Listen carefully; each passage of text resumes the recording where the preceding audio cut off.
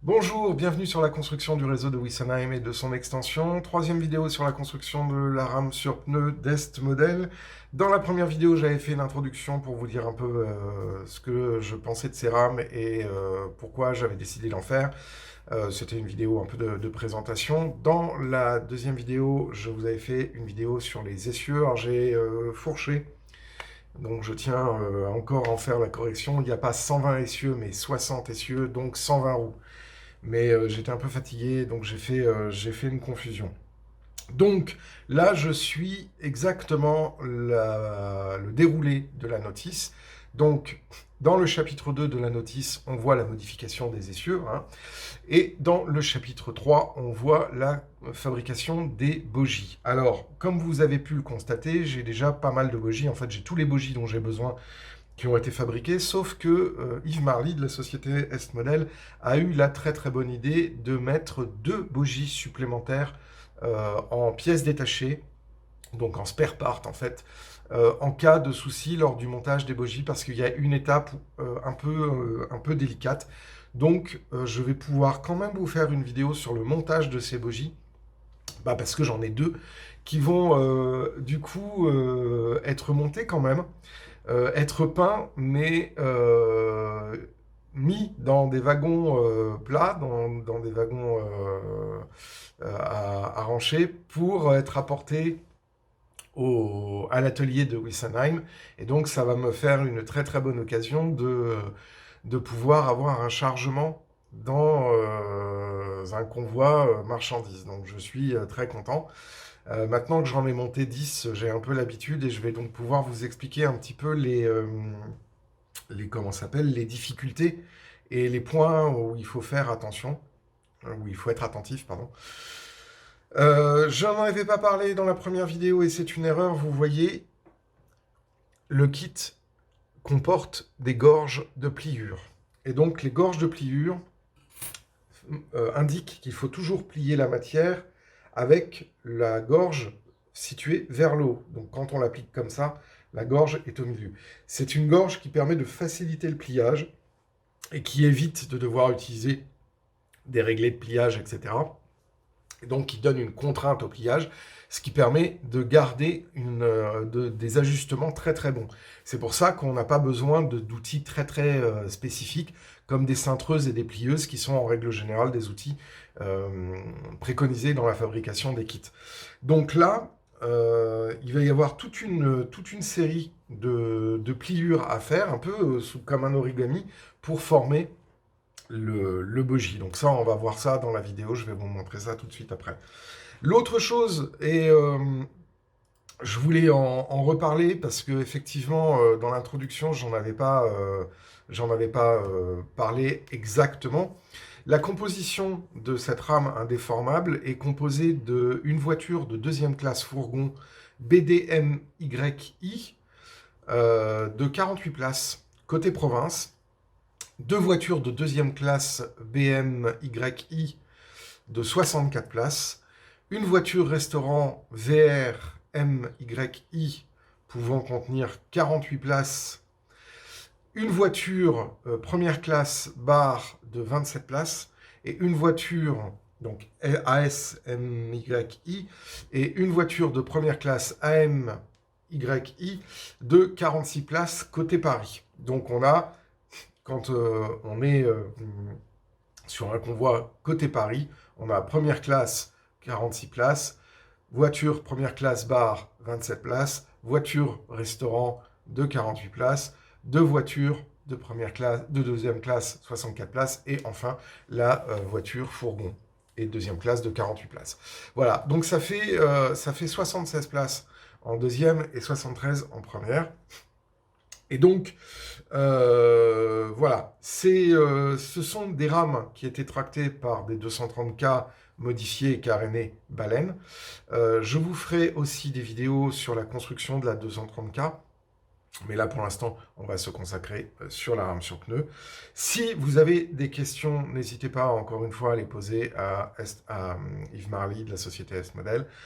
J'ai pas d'action, c'est pas une vidéo promotionnelle, mais c'est un artisan français qui fait du travail de très grande qualité, et donc je pense que ça peut être intéressant, mais y compris pour les débutants qui seraient amoureux de la région Est.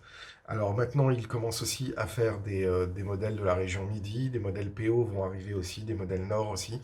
Mais vraiment, ça vaut le coup, on prend énormément de plaisir à monter ces kits, même quand on a des opérations un peu rébarbatives à faire. Et c'est une initiative française, et c'est toujours très très bon de pouvoir le souligner.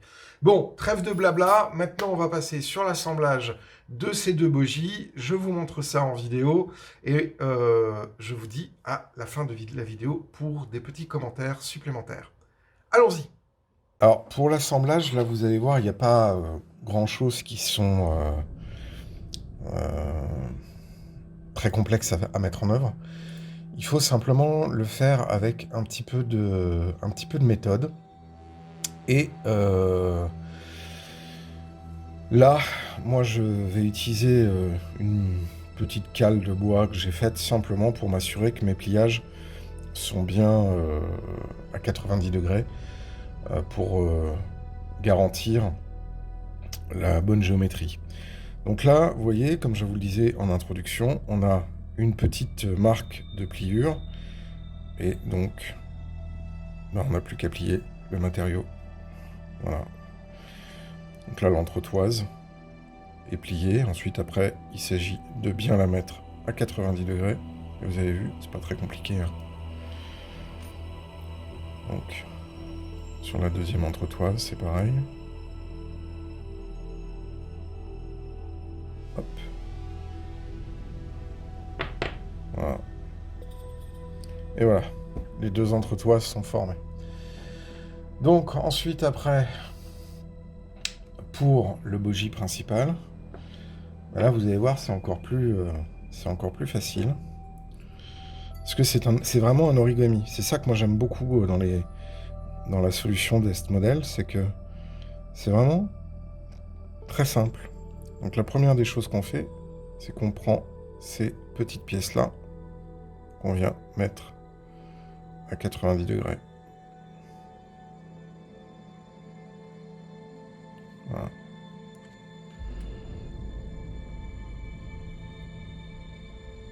Voilà. Donc là maintenant que c'est à 90 degrés, on se met sur la table et on vient les pousser à fond contre le corps principal, et on les pousse à fond. Voilà.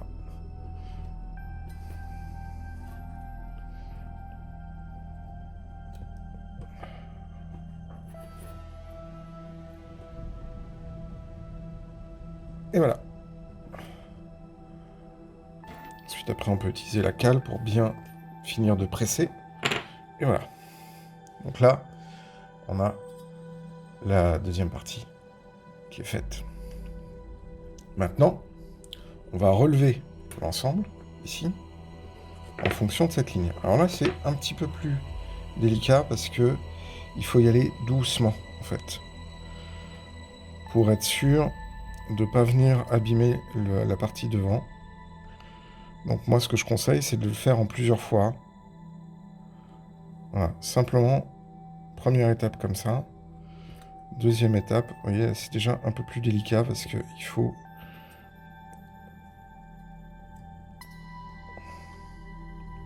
Là, il faut prendre son temps.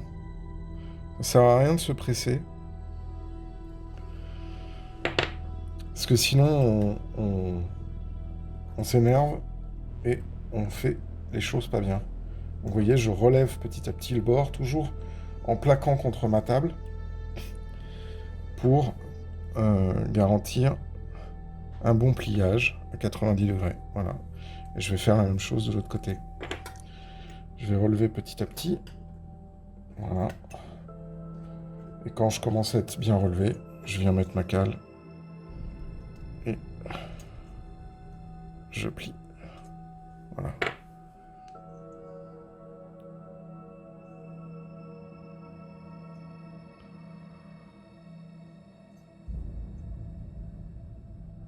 Voilà. Donc là déjà, vous voyez, on a une partie de la structure qui est façonnée. Après, on peut remettre un petit coup de cale comme ça. Et voilà ce que l'on a. C'est pas mal, hein? Ensuite, après, la notice, elle dit qu'on peut éventuellement, ici, souder un fil sur l'une des deux entretoises, le faire passer dans le trou qui est là. Pardon, le trou qui est là, le deuxième trou qui est là.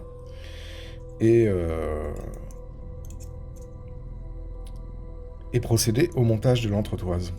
Alors, il y a normalement des vis, mais là j'ai pas les vis sous la main, donc je vais pas pouvoir tout vous montrer. Enfin, je vais vous en montrer, mais je reprendrai les vis après.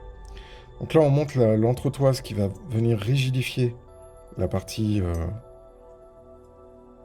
donc du châssis. Et là, normalement, ça doit s'engager pas trop mal. Alors, c'est des parties un peu délicates comme ça. Faut un peu titiller au départ. Voilà. Donc là, quand il y a un souci, on se remet comme ça.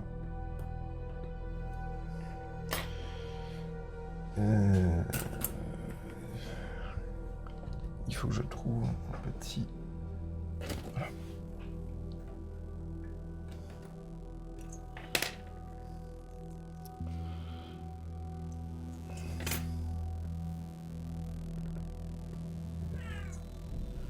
Ah, j'ai un chat qui s'est réveillé.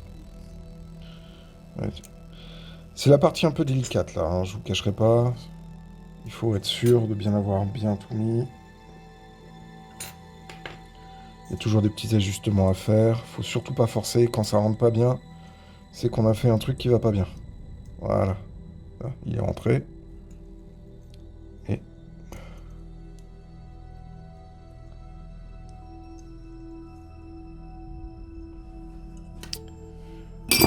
Oups. J'ai tout cassé, moi. Voilà, là, il est rentré. Mais pourquoi il rentre pas de l'autre côté? Tiens, j'en ai un.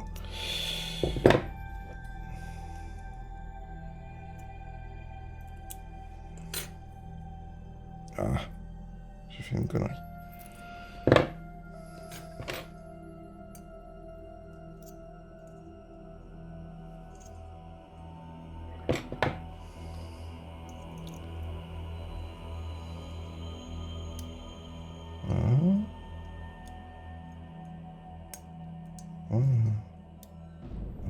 C'est bon.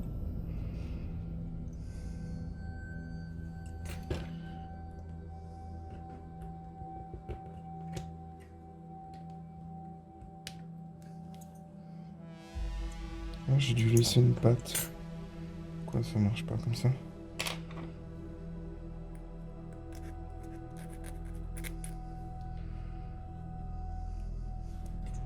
Je vérifie. Je suis bon.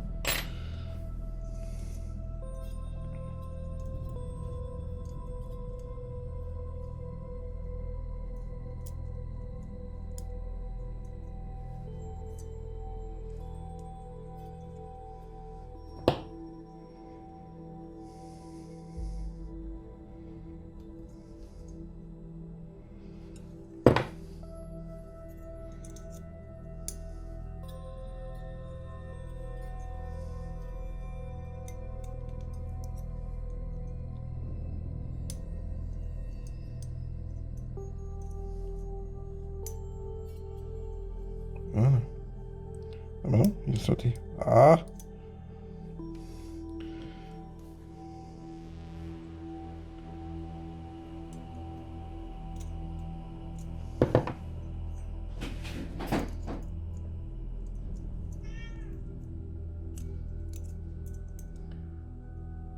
Si les chats se mettent à crier maintenant, ça va pas aller. Hein.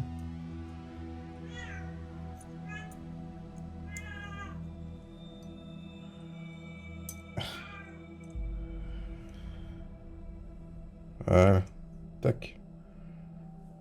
C'est bien rentré. Voilà.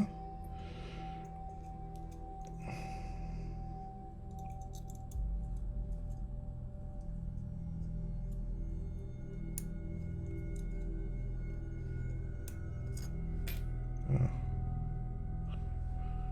Écarter un peu.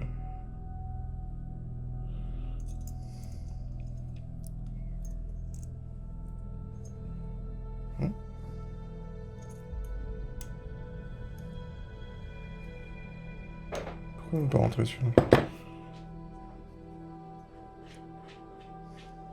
Ouais, attention. Voilà, il est rentré. Hop. Voilà. Donc là, vous avez bien mis les deux entretoises. J'ai un peu galéré parce que j'avais mal façonné ici, mal plié. Voilà. Donc là, ensuite après, on peut mettre les deux vis. Alors, je vous montre. Donc là, à ce moment-là, pour le reste du montage, je vais utiliser les vis d'un autre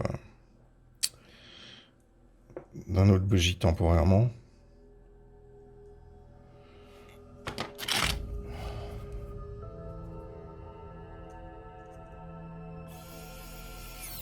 Voilà.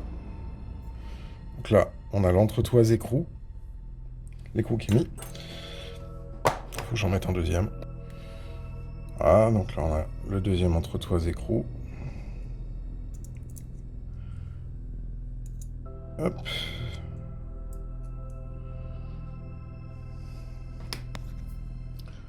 Donc là c'est pour vous montrer les étapes, hein, parce que moi j'en ai pas besoin en fait, hein, techniquement. J'utilise des parties d'une autre partie du kit. Voilà, donc là on avait fait soit la soudure, soit la prise, soit enrouler ici le fil de captation de courant qu'on fait passer par ce fil-là.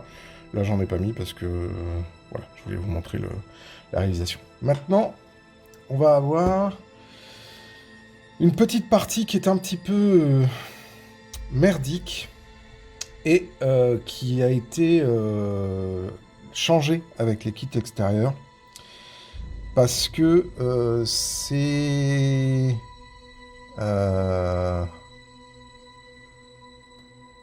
plus tout à fait exactement pareil. Donc, ici, en fait, ce qu'il faut faire, c'est légèrement plier et s'assurer, au passage, de plier un petit peu comme ça, à 45 degrés. Et là, on vient mettre le truc en butée. Et vous allez voir pourquoi c'est un peu merdique, parce que ici, il faut faire des pliages successifs et c'est pas facile. Voilà, tac. Donc là, il faut bien s'assurer que cette partie-là soit bien plaquée au fond avant de venir revenir. Et là, il faut des petits doigts, voilà.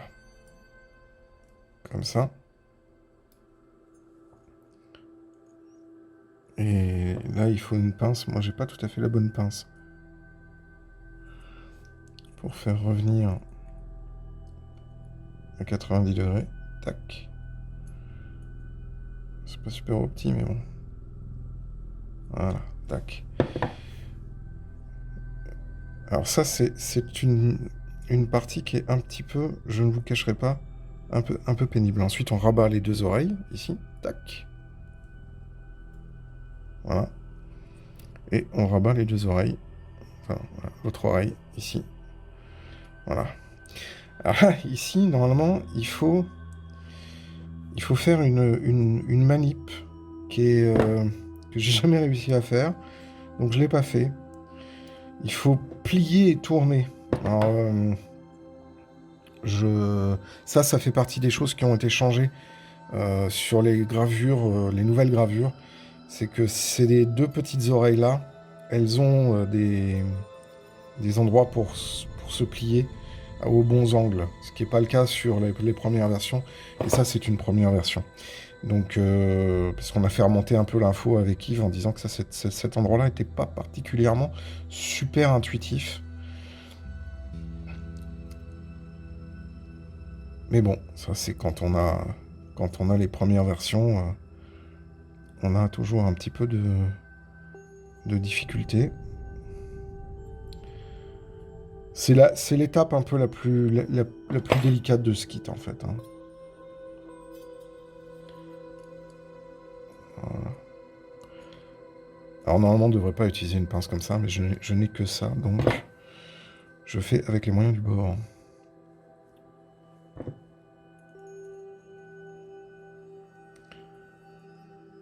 Et parfois les moyens du bord ils sont pas super optiques.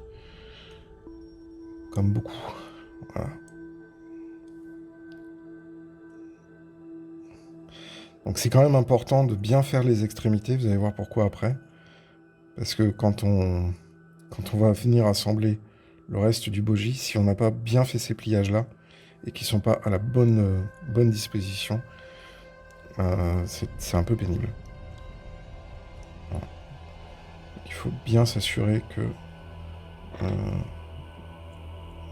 l'ensemble est bien droit.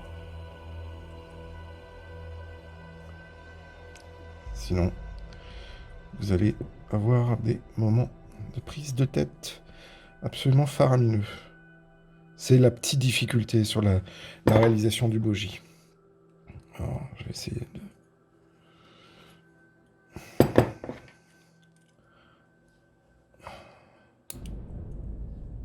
de faire ça. C'était pas comme ça qu'il fallait faire. Enfin, comme je vous disais, je suis pas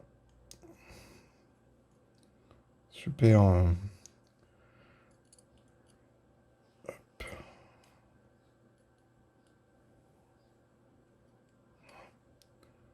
Ah, là, j'ai réussi. J'ai réussi. Voilà. Donc voilà. Eh ben, vous savez quoi les gens ?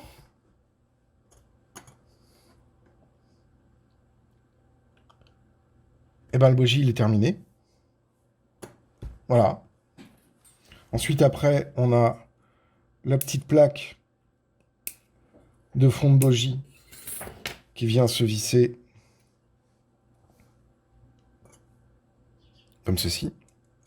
Alors, vous voyez, c'est pour ça que je vous disais qu'il fallait être attentif à bien avoir aligné les différents endroits, parce que là, vous voyez, on vient mettre la plaque, voilà, comme ça, ici, et il faut venir l'enficher de l'autre côté. Et donc, si vous n'avez pas bien façonné, eh ben, vous voyez, ça s'en fiche pas. Donc, vous allez avoir une petite période de... Voilà. Une petite opération galère pour réussir à enficher ça. Parce que vos façonnages sont pas assez bien ajustés. Voilà, vous entendez mon chat qui râle. Et puis là, j'avais pas... Voilà. Donc, c'est la petite étape un peu pénible. Il faut pousser, il faut embrancher le tout avec une matière qui est pas... Voilà. Voilà. C'est bon. Voilà, c'est ressorti. C'est ressorti parce que j'avais pas ébavuré correctement. Voilà. Donc du coup, bah, voilà la deuxième étape. Vous devez faire ça 10 fois.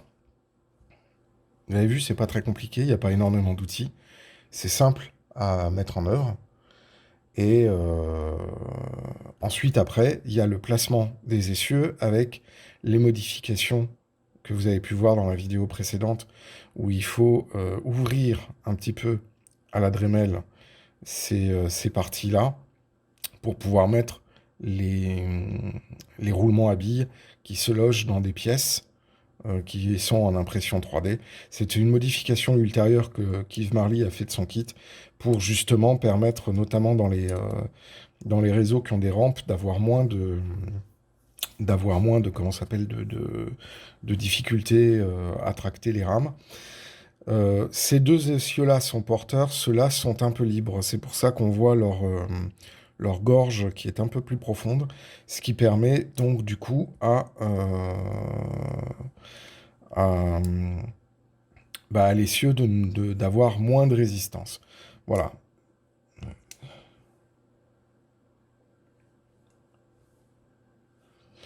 Voilà, voilà. Donc ça, c'est l'étape 3. Vous en avez 10 à faire. Une fois que vous avez fait toutes vos manipulations, vous voyez, il y a plein de traces de doigts et tout ça. Moi, je vous conseille de mettre la pièce dans un bain à ultrasons pour bien tout nettoyer. Et ensuite, après, du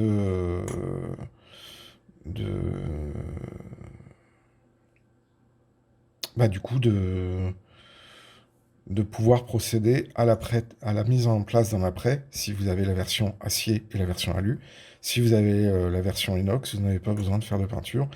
Vous remarquez aussi qu'il y a les petits frotteurs ici qui sont à plier. Je ne le montre pas dans cette étape.